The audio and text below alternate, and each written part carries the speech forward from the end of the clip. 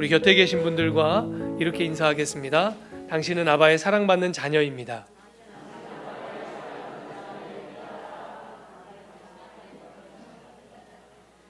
다시 한번 인사합니다. 당신은 아바의 기쁨입니다.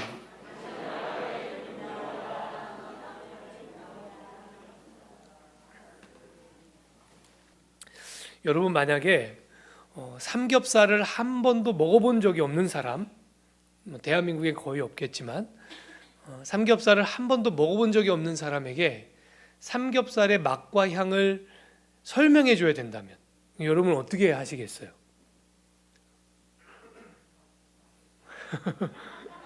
참 설명하기가 어려울 겁니다. 삼겹살을 먹여주는 건 쉬워요. 먹어보면 알지.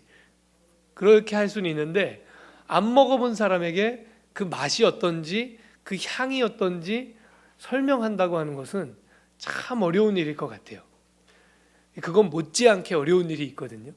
뭐냐면 기도하지 않는 그리스도인에게 영적 세계를 설명하는 거예요. 기도하지 않는 그리스도인에게 영적 세계를 설명한다고 하는 것은 참 어려운 일입니다. 난감한 일입니다. 기도하는 사람들이 맛보는 하나님과 은밀한 관계 속에서 누려지는 복과 은혜가 있거든요.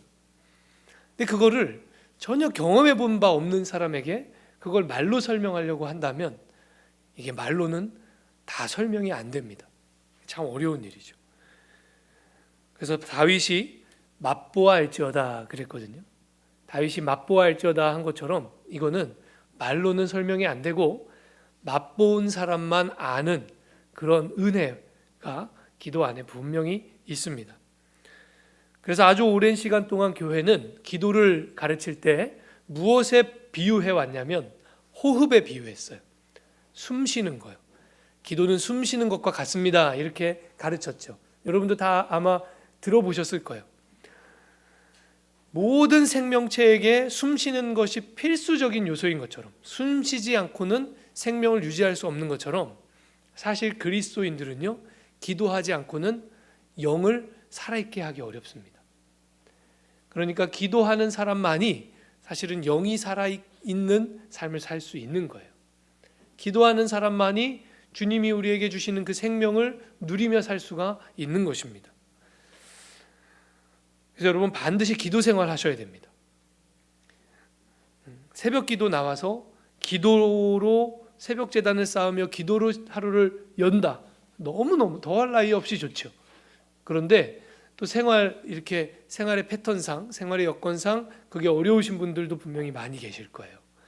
그런 분들은 꼭 그 하루 동안에 기도의 시간을 따로 떼놓으셔야 돼요. 마치 우리가 아무리 바빠도 끼니는 꼭 챙겨서 먹잖아요. 그런 것처럼 기도의 시간을 따로 꼭 떼놓고 기도하는 그런 생활을 하셔야 됩니다. 그래야 사실은 그리스도인으로 살 수 있습니다. 그러니까 기도하지 않는 그리스도인이라고 하는 표현은 전혀 어울리지 않는 표현이에요. 참 어색한 표현이에요. 오늘 우리는 기도에 대해서 함께 말씀을 나누려고 해요. 특별히 우리의 기도가 어떻게 하면 더 깊어질 수 있는가, 또 어떻게 하면 더 기뻐질 수 있는가, 그런 이야기를 함께 나누려고 합니다. 그래서 오늘 설교의 제목이요, 깊고 기쁜 기도예요. 깊고 기쁜 기도. 2004년 봄에 아직 겨울이 다 가시지 않은 그런 냉기가 남아있는 3월 초봄이었습니다. 그 해에 제가 4학년이 시작됐어요. 대학교 4학년. 제가 4학년을 맞이하면서 나름 마음속에 한 결단과 결심이 있었거든요. 4학년 1년 동안에 공부에만 열중하리라 결심을 했습니다. 그리고 그 결심을 좀 어떻게 하면 이렇게 확실하게 좀 새겨볼까 이런 생각이 들어서 제가 3학년 1년 동안 열심히 이렇게 관심 갖고 한 일이 있었는데 머리를 길렀어요. 그래서 이렇게 그때 당시에 배용준 바람머리가 유행했거든요. 저도 이렇게 뒤로 이렇게 길러서 파마를 싹 하고 그렇게 하여튼 머리를 잘 손질하고 다녔습니다. 제가 4학년 딱 1학기 시작하면서 머리를 싹 잘랐어요. 군인 아저씨 머리로, 스포츠 머리로 완전히 싹 깎고 내가 공부에만 열중하리라 결심을 딱 하고 4학년을 시작했습니다. 그런데 4학년이 시작되자마자 그해 3월에 전혀 예상치 못한 일이 제 인생에 찾아왔어요. 한 여인이 제 눈에 딱 들어왔는데 첫눈에 반했어요. 그래서 그 1년 동안 공부 열심히 하리라, 나는 공부만 하리라 그렇게 결심하고 시작한 한 해였지만 제 인생에 가장 공부에 집중하지 못했던 한 해가 되고 말았습니다. 공부에 온 마음을 쏟은 게 아니고 그 여인에게 온 마음을 쏟고 막 쫓아다니고 그랬던 한 해가 돼버렸어요. 공부는 놓쳤지만 더 중요한 걸 얻었죠. 아내를 얻었습니다. 부끄럽습니다. 저는 하나님도 그렇게 만났어요. 고등학교 1학년 고등학교 1학년을 마치고 겨울이 됐는데 겨울 수련회를 갔다가 전혀 예상치 못하게 느닷없이 예수님을 인격적으로 만나게 됐어요. 그런데 그 만남이 얼마나 뜨겁고 강렬했는지 그 고등학교 1학년 겨울 이후의 인생이 완전히 달라졌어요.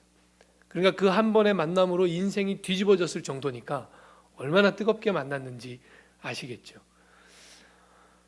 그런데 이제 와서 돌아보건대 처음에 만났을 때 얼마나 뜨겁고 열렬하게 만났느냐 하는 것보다 더 중요한 게 있더라고요. 사실은 그거는 그렇게 중요하지 않아요. 더 중요한 건 뭐냐면 얼마나 뜨겁게 만났냐, 얼마나 처음에 시작을 뜨겁게 했냐, 열렬하게 했냐, 그게 아니라 그 만남을 얼마나 아름답게 가꾸어 왔느냐 하는 것이 훨씬 중요하다는 것을 깨닫습니다. 그래서 저는 처음에 제 아내를 만났을 때도 참 좋았지만 지금은 더 좋습니다. 자꾸 박수를 치고 그러세요. 주님을 만났을 때도 고등학교 1학년 그 겨울에 처음 주님을 만났을 때 너무너무 뜨겁고 좋았지만 지금 더 좋습니다.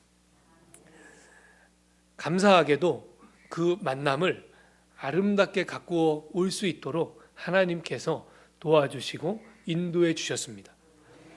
여러분, 만남을 잘 가꾸는 일에 있어서 무엇보다 중요한 게 있다면 공감이죠. 서로 공감하지 못하는 사람과 만남이 깊어질 수 없습니다. 서로 공감하지 못하는 사람과 만남이 길어질 수 없습니다. 그러니까 만남을 아름답게 가꾸어 간다고 하는 것은 결국에는 공감의 폭을 점점 넓혀가는 거죠. 여러분, 주님과 우리의 만남에 있어서도, 주님과 우리의 교제와 사귐에 있어서도 공감의 폭이 필요합니다. 공감의 영역이 점점 넓어져야 돼요. 주님과 우리 사이에 공감의 영역을 넓히게 하는 아주 중요한 수단이 있는데 그게 바로 기도입니다. 여러분, 기도해야 주님과의 사귐에 있어서 공감의 영역이 점점 생기는 거예요. 그런 의미에서 기도하지 않는 그리스도인은 주님과의 관계에 맥락이 없어요. 마치 어떤 거냐면 2, 3년에 한 번씩 만나는 어릴 적 친구 같은 거예요. 여러분, 그런 친구 있으세요? 어릴 적엔 굉장히 친했는데 2, 3년에 한 번 만나요. 평상시에는 뭐 연락도 안 하고 평상시에는 뭐 서로 이렇게 막 연락을 주고받고 서로 교류를 안 해요. 그런데 그래도 2, 3년에 한 번씩은 꼭 만나요. 그런 관계는 어떤가요? 만나면 무슨 얘기 하나요? 사실은 만나면 옛날 얘기 말고는 할 얘기가 없어요. 요즘 내가 어떻게 살고 있는지 이런 얘기하기 좀 어색해요.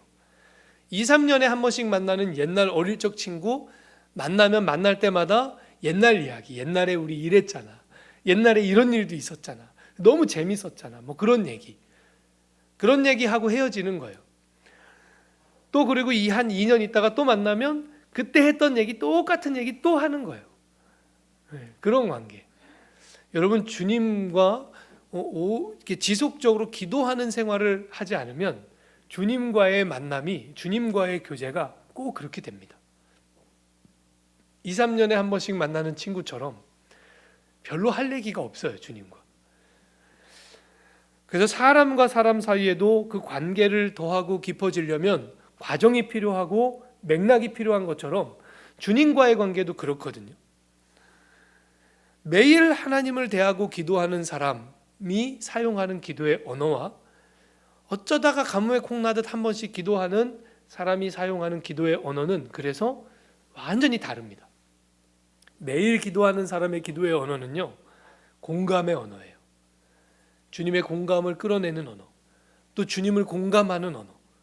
그러니까 사실은 일상의 언어로 기도합니다. 여러분, 매일 기도 생활 하시는 분들은 기도할 때 뭐 그렇게 어려운 말로 기도하지 않으실 거예요. 평상시 내가 사용하는 말들로 기도하실 겁니다. 그런데 어쩌다 한번 1년에 한 번 가뭄에 콩나듯 그렇게 기도하시는 분들의 기도의 특징이 뭔지 아세요? 평상시에는 절대 쓰지 않을 말을 기도에 써요. 평상시 같으면 사용하지 않을 온갖 미사여구를 다 붙여서 기도합니다. 뭘 의미하는지 아세요? 주님과 어색하다는 뜻입니다. 주님 앞에 말은 붙여야 되겠는데 무슨 말을 어떻게 붙일지 몰라서 하여튼 여기저기서 들은 미사여구 다 붙여갖고 쓰는 거예요. 어색하니까. 그래서 기도 생활을 꾸준히 하는 사람과 그렇지 않은 사람은 사실은 기도의 언어부터 다릅니다. 관계에서 공감이 사라지면 깊어질 수가 없죠. 그리고 기뻐질 수도 없습니다. 주님과의 관계도 똑같아요.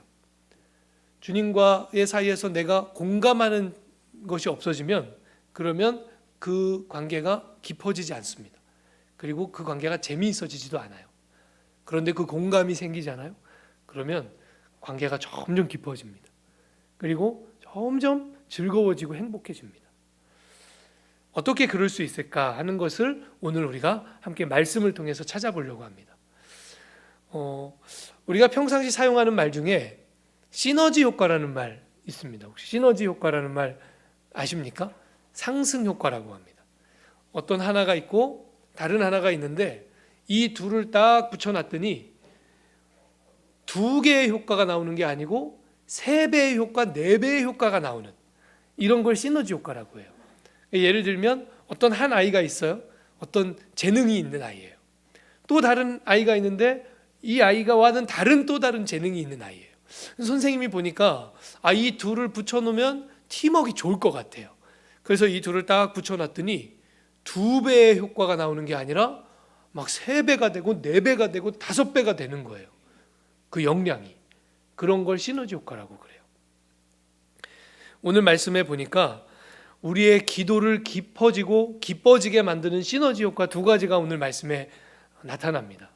첫째로는 기도와 사랑의 시너지 효과고요. 2번째로는 응답과 믿음의 시너지 효과예요. 기도와 사랑의 시너지 효과를 우리가 1절, 2절에서 발견하게 되는데 우리 1, 2절 말씀 한 목소리로 함께 읽겠습니다. 여호와께서 내 음성과 내 간구를 들으심으로 내가 그를 사랑하는도다. 그의 귀를 내게 기울이셨으므로 내가 평생에 기도하리로다. 아멘. 시인이 고백하기를 하나님께서 내 음성과 간구를 들어주셔서 그래서 어떻게 했다는 거예요? 하나님을 사랑한다는 거예요. 여러분, 어떻게 들어주셨길래 이 시인은 하나님이 들어주신 것 때문에 하나님을 사랑하게 됐을까요? 여러분, 그런 경우 있으세요? 누가 내 얘기를 얼마나 잘 들어주는지 얘기하다가 사랑에 빠졌어요. 오늘 이 시인이 그런 고백을 지금 하고 있는 거예요. 하나님이 내 기도를 얼마나 잘 들어주시는지 얘기하다가 그 기도하다가 하나님과의 사랑에 빠졌다는 거예요. 어떤 사람과 대화를 나누면 마치 벽에다 대고 얘기하는 것 같은 느낌이 들 때가 있죠. 저 사람이 내 얘기를 듣고 있나 싶을 때, 그냥 다 도로 튕겨져 나오는 것 같은 느낌이 들 때, 그런 사람과 대화를 한다고 하는 것은 참 어려운 일입니다. 그야말로 곤욕입니다. 말을 하면 할수록 답답합니다.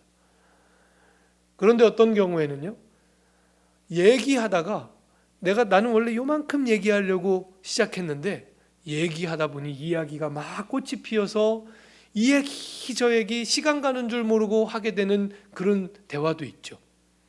나는 요만큼 얘기하려고 그랬는데 얘기하다 보니까 내 속 밑바닥까지 있는 얘기까지 다 꺼내갖고 그 사람한테 말하고 있는 그런 대화가 또 있습니다.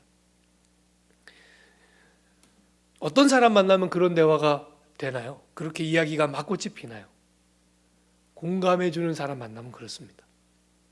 그래서 우리가 상담가, 심리 상담가의 아주 중요한 역량이 들어주는 거예요. 공감하는 경청이라고 하거든요. 그러니까 마음으로 막 공감하면서 귀를 기울여서 들어주는 능력. 사실은 심리 상담가가 해야 될 제일 중요한 일은 바로 그거예요. 공감하면서 들어주는 거. 그렇게 공감하면서 들어주는 사람을 만나잖아요. 그래서 이 사람이 내 마음을 정말 공감해 주고 있구나. 그런 마음이 들고 그런 생각이 들면 이야기가 절로 꽃이 핍니다. 그리고 술술술술술 이야기가 막 나옵니다. 그러면서 그 얘기하면서 동시에 마음의 위로가 막 찾아옵니다. 공감의 힘이죠. 오늘 시편의 시인이 바로 그걸 경험하는데 하나님의 들으심을 경험해요. 하나님이 들으신다고 하는 것을 이 시인이 경험하는 거예요. 여러분, 하나님의 들으심 안에는 깊은 공감이 있습니다. 사실은 공감이라는 말로 다 표현할 수 없어요. 하나님의 들으심 안에는 무엇이 있냐면 지금 하나님이 내 모든 존재를 다 용납하고 계시구나. 내 온 존재를 다 듣고 계시구나. 다 받아주고 계시구나. 이런 느낌이 있어요. 이거는 공감이라는 단어로 사실 다 표현할 수가 없는 말이에요. 여러분, 하나님이 우리를 들으실 때 우리의 마음의 상태가 어떠하든지, 내가 어떤 상황과 형편에 있든지, 설령 내가 하나님이 싫어하시는 죄를 범하고 하나님 앞에 나와서 기도하고 있다 할지라도 하나님의 들으심을 경험하면 내 모든 존재를 다 용납하고 받아주시는 그 하나님을 경험하게 됩니다. 그게 바로 하나님의 들으심이에요. 오늘 시인이 바로 그것을 경험한 거예요. 그러니까 하나님이 내 음성과 간구를 들어주셔서 내가 하나님을 사랑하게 되었다는 거예요. 저는 기도 중에 이 시인이 경험한 이런 경험을 많이 합니다. 하나님에 대한 알미 부족했을 때는요. 그래서 하나님에 대한 신뢰가 약했을 때는요. 하나님 앞에 갈 때마다 사실 두려웠어요.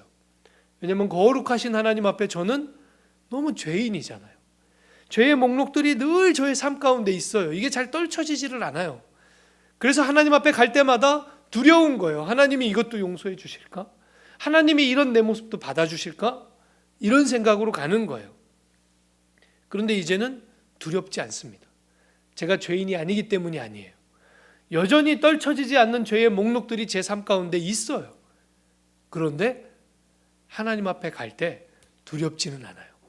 왜냐하면 하나님이 들으시는 하나님, 공감하시는 하나님, 용납하시고 받아주시는 하나님이라는 사실을 많이 경험해 봤거든요.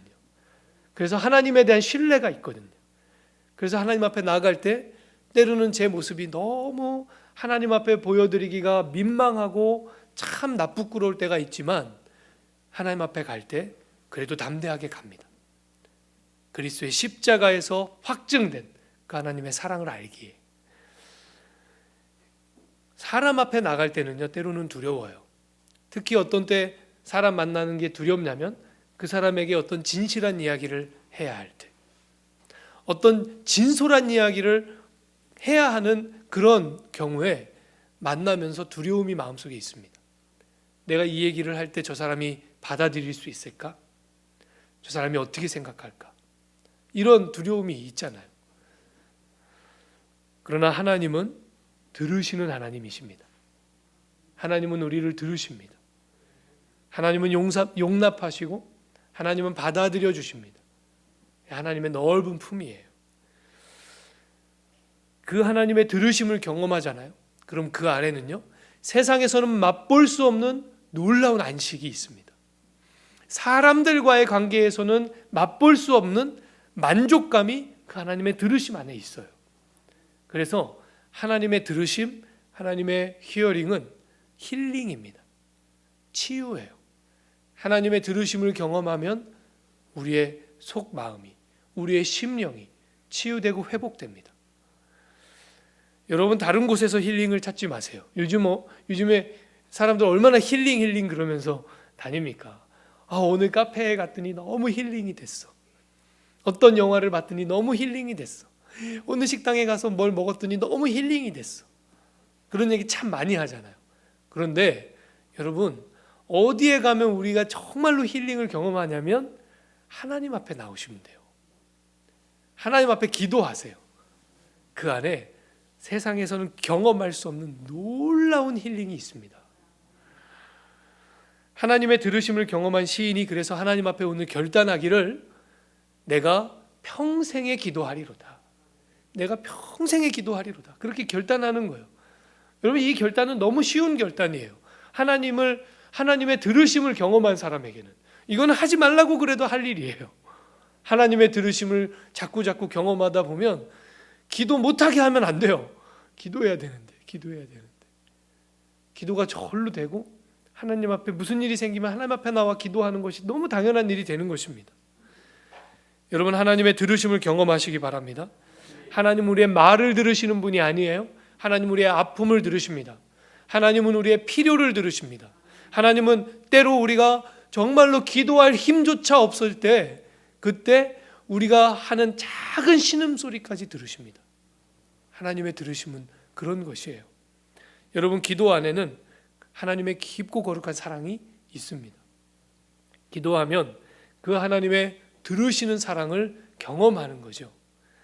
그 사랑을 맛본 사람은 더 깊은 기도의 세계를 사모하게 되고 또 그 기도의 세계 속에서 누구도 경험하지 못하는 하나님과 나만이 누리는 은밀한 기쁨, 그것을 누리게 되는 것이에요. 여러분, 저와 여러분이 더 깊은 기도를 경험하기를 원합니다. 더 깊은 기도의 세계를 맛보기를 원합니다. 두 번째 시너지 효과는 응답과 믿음의 시너지예요. 오늘 시인이 처한 상황이 3절, 4절 말씀에 기록되어 있는데 구체적이지는 않아요. 어떤 상황 속에 있는 건지, 어떤 형편을 만난 건지 정확하게 기록한 건 아니에요. 그런데 3절, 4절을 보면 이 시인이 처한 상황과 형편을 짐작하게 합니다. 3절, 4절 제가 읽어드리겠습니다. 사망의 줄이 나를 두르고 스올의 고통이 내게 이르므로 내가 환난과 슬픔을 만났을 때에 내가 여호와의 이름으로 기도하기를 여호와여 주께 구하오니 내 영혼을 건지소서 하였도다. 시인이요, 환난을 만났어요. 슬픔을 당했어요. 스올의 고통이라고 쓰고 있는데 이거는 죽음의 고통을 얘기합니다. 그러니까 쉽게 얘기하면 이 시인은 지금 죽을 만큼 힘든 일을 만났어요. 여러분, 우리도 때때로 그럴 때가 있지 않습니까? 인생을 살다가 아이고 하나님, 내일 아침에 눈이 안 떠지면 좋겠어요. 욥이 하나님 앞에 드리는 기도와 고백이 그런 거잖아요. 아침이 나에게 오지 않는다면 얼마나 좋을까? 태어나지 않았더라면 얼마나 좋을까? 여러분, 때때로 우리도 인생을 살다가 너무나도 고통스러운 일을 만나면, 너무나도 감당할 수 없는 환난을 만나면 그런 마음이 들 때가 있잖아요. 아침이 오는 게 두렵다. 아침이 나에게 오지 않았으면. 오늘 이 시인이 만난 환난과 고통이 바로 그런 것입니다. 죽음에 가까운 고통이에요. 죽는 것처럼 힘든 일을 만난 거예요. 그래서 하나님 앞에 이 시인이 고백하기를 내 영혼을 건지소서, 이렇게 기도했대요. 내 영혼을 건지소서. 여러분, 내 영혼을 건지소서, 이거는 쉽게 얘기하면 살려주세요. 살려주세요. 여러분, 보통 살려주세요 하는 이 기도는 어떤 사람이 하는 기도냐면 정말 너무너무 힘들어요. 여러분, 너무너무 힘든 일을 만나면, 너무 고통스럽고 너무 환난을 만나면 기도가 안 나옵니다. 제대로 기도가 안 돼요. 그럴 때 꾸역꾸역 기도를 짜내서 하는 사람, 그 사람이 하나님 앞에 드리는 기도가 이런 기도예요. 하나님 살려주세요. 오늘 이 시인이 하나님 앞에 그 깊은 시련과 고통 속에서 하나님 살려주세요, 그렇게 기도한 거예요. 그랬더니 어떠한 것을 경험하냐면 5절 6절 말씀인데요, 우리 한 목소리로 함께 읽겠습니다. 여호와는 은혜로우시며 의로우시며 우리 하나님은 긍휼이 많으시도다. 여호와께서는 순진한 자를 지키시나니 내가 어려울 때에 나를 구원하셨도다. 아멘. 그는 하나님의 응답을 경험합니다. 하나님의 구원하심을 경험합니다. 들어주시는 것만으로도 위로가 되고 힘이 됐는데, 하나님은 들으시는 하나님에서 끝나는 게 아니고 응답하시는 하나님이십니다. 여러분, 때때로 우리가 너무너무 힘든 일을 만나면, 괴로움을 당하면 심리상담가를 찾아가잖아요. 그런데 심리상담가는 들어주는 사람이에요. 그 이상으로 뭘 해줄 수가 없어요.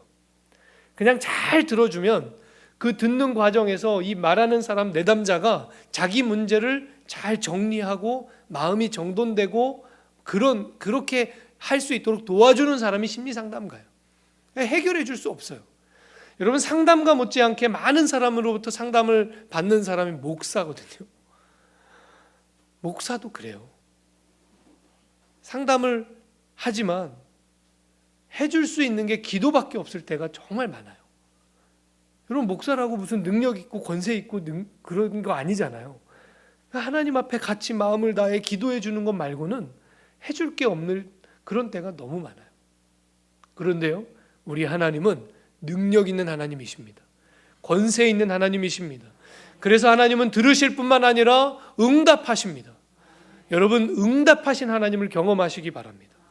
구원의 손을 펴서 그 어려움과 낭만과 좌절과 염려와 근심 가운데 있는 그 인생을 건져내주는 그 힘이 하나님의 오른팔에 있습니다. 여러분, 그 하나님을 체험하세요. 이 건져주시는 은혜, 응답하시는 하나님을 체험하는 것은 너무너무 중요해요. 너무 필요해요. 하나님 아버지의 들으심을 체험할 때 우리의 심령이 성숙해집니다. 우리의 심령이 깊이 자라요. 하나님에 대한 공감의 영역이 점점 커지니까요.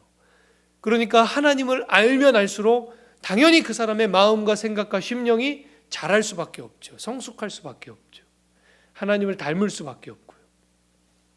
그런데 자녀가 있는데 이 아이가 점점 철은 드는데 키가 안 자란다면, 육신이 자라지 않는다면, 여러분, 그것이 부모에게는 얼마나 고통스럽겠어요. 성숙도 필요하지만 성장도 필요합니다. 언제 우리의 심령이 성장하는가 하면 응답하시는 하나님을 경험할 때 우리의 심령이 성장합니다.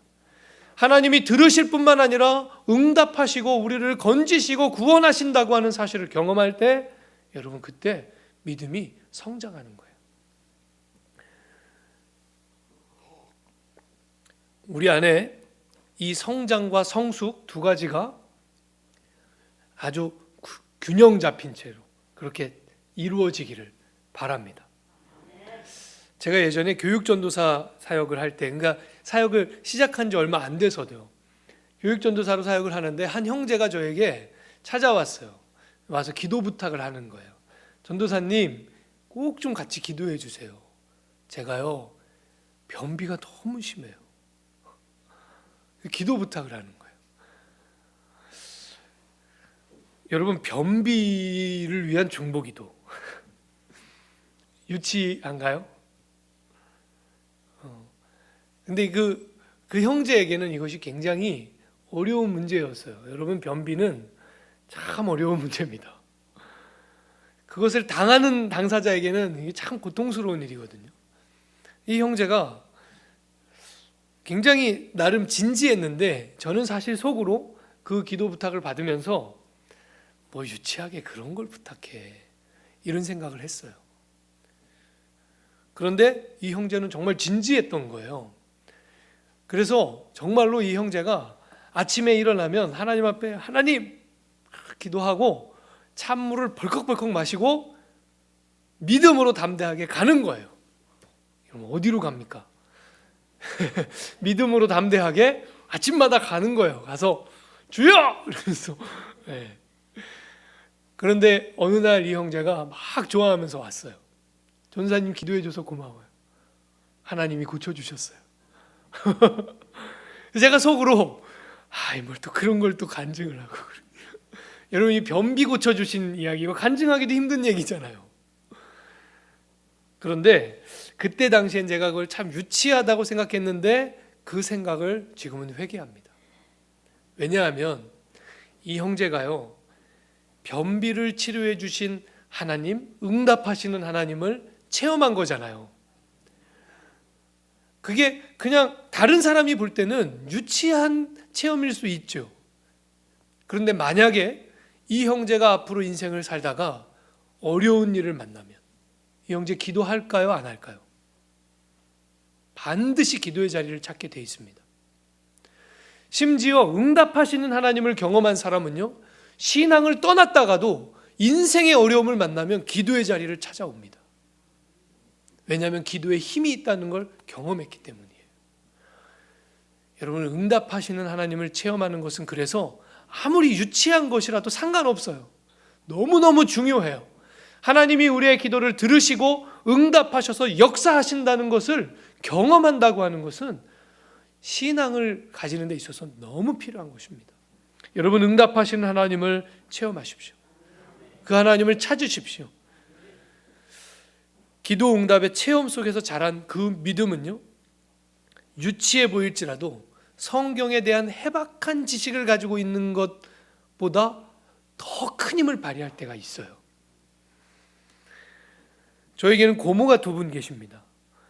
그 중에 큰 고모가요, 처녀 쪽에, 물론 지금도 그렇지만 처녀 쪽에 그 젊은 여인의 몸으로 해남 산골짜기로 들어가서 기도원을 짓고 그냥 산을, 아무것도 없는 산 중에 그 산을 개간해서 기도원을 짓고 지금까지 수도사로 기도하면서 사셔요. 지금은 이제 할머니죠, 완전히. 평생을 기도가 삶의 목적인 것으로, 기도가 삶의 이유요, 사명인 것으로 받아들이고 그 산속에서 기도하면서 사신 분이에요. 여러분, 평생 그 기도의 세계를 맛본 그 고모의 그 기도의 세계를 제가 감히 따라갈 수 있겠습니까? 범접할 수 있을까요? 그런데 저희 큰 고모는요, 정식으로 신학교육을 받은 적이 없어요. 그래서요, 어쩔 때 보면 조금 이상해요. 저로서는 받아들일 수 없는 얘기를 하실 때가 있어요. 저건 아닌데 싶은 이야기를 하실 때가 가끔 있어요. 어느 날 제가 하나님 앞에 기도하는데, 그래서 제 마음속에 큰 고모에 대해서 어떤 마음을 예전에 가지고 있었냐면, 고모를 은근히 좀 무시하는 마음이 제 안에 있었어요. 어느 날 기도하는데 하나님이 저에게 이렇게 물으시더라고요. 너 네 고모보다 나를 더 사랑하냐? 제가 하나님 앞에 대답할 말이 없었어요. 신학교육을 정식으로 받은 건 아니지만, 그래서 신학을 정식으로 공부한 제 입장에서 볼 때는 조금 저거는 신학적으로 올바르지 않은데, 그런 얘기를 하실 때가 가끔 있지만, 그러나 하나님 앞에 평생을 바쳐서 기도원을 세워놓고 그 기도원 안에서 평생 기도하면서 사신 그 고모의 하나님을 향한 그 사랑을 어떻게 제가 감히 따라잡을 수 있겠어요? 하나님 앞에 제가 대답할 말이 없었고, 그래서 하나님 앞에 회개했습니다.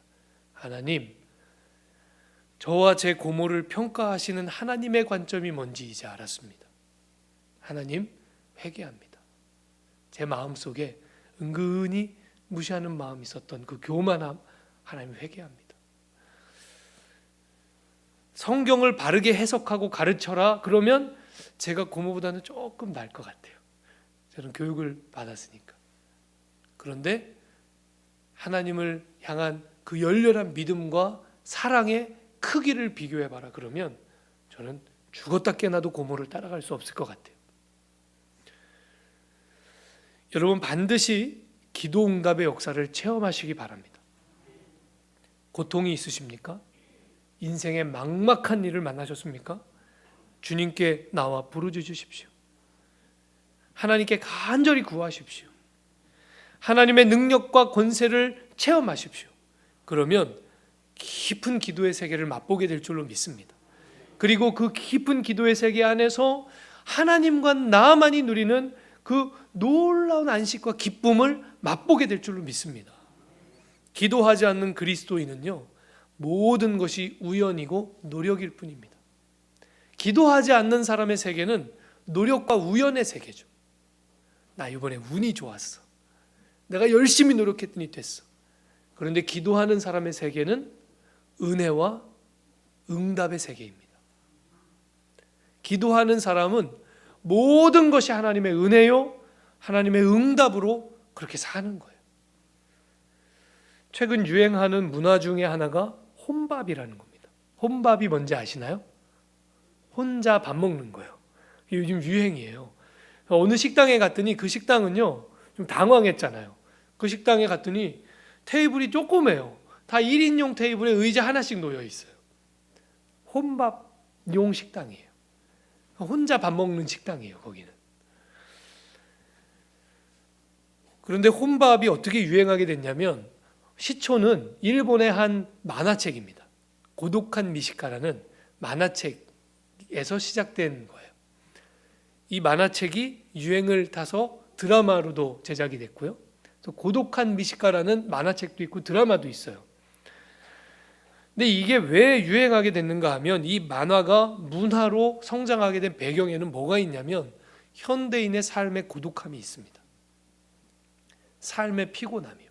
어떤 피곤함과 고독함이냐면, 관계는 많아요. 특히 SNS에 들어가면 뭐 얼마나 막, 어떤 사람은 SNS 친구가 막 몇천 명씩 되잖아요. 그러니까 관계는 참 많은데 그 관계들이 전부 비즈니스적인 관계거나 표피적인 관계인 거예요. 정말로 마음과 마음을 터놓고 공감하는 관계가 없는 거예요.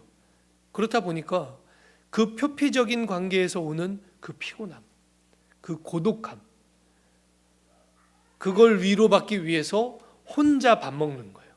혼자 영화 보고 혼자 여행 가고, 물론 거기에도 조금의 위로가 있습니다. 그러니까 사람 만나는 게 너무 피곤한 일이 돼서 혼자서 밥 먹는, 거기에도 위로가 있죠. 그런데 이 표피적인 관계가 주는 피곤함과 고독함, 그것을 근본적으로 위로하고 치유하는 힘은 혼밥에는 없습니다. 혼자 영화 보는데 없어요. 2시간이면 끝나고 1시간이면 끝나요. 우리가 느끼는 이 존재의 고독함은 하나님 앞에 갈 때 해결됩니다.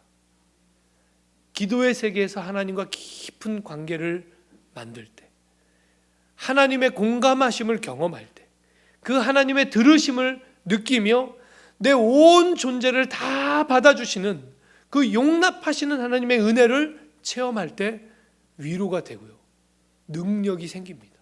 힘이 생깁니다. 또 응답하시는 하나님, 건지시는 하나님, 구원하시는 하나님을 경험할 때 살아갈 힘과 용기가 생기는 것입니다. 여러분, 더 깊고 기쁜 기도의 세계를 사모하시기 바랍니다. 저와 여러분이 깊은 기도의 세계를 체험할 수 있기를 바랍니다. 그래서 그 기도의 세계 속에서, 그 기도 속에서 하나님 아버지와 나만이 누리는 놀라운 기쁨, 안식, 그것을 다 누리시는 저와 여러분 될 수 있기를 주님의 이름으로 축원합니다. 기도하겠습니다. 하나님 아버지, 감사합니다. 때때로 우리는 환난을 만나고 어려움을 만나고 우리가 해결할 수 없는 막막한 일을 만납니다. 주님, 그때 이 사람 저 사람 이곳저곳을 기웃거리는 방랑자가 되지 않도록 주여 우리의 삶을 굳게 붙잡아 주시옵소서. 하나님 앞에 나와 주의 이름을 부르며 기도할 때 우리를 들으시는 하나님, 우리의 기도에 응답하시는 하나님, 하나님을 경험하게 하여 주시옵소서. 그래서 그 체험과 경험 속에서 우리의 삶을 능히 살아갈 수 있도록 주여 우리에게 힘을 더하여 주시옵소서. 예수님의 이름으로 기도합니다. 아멘.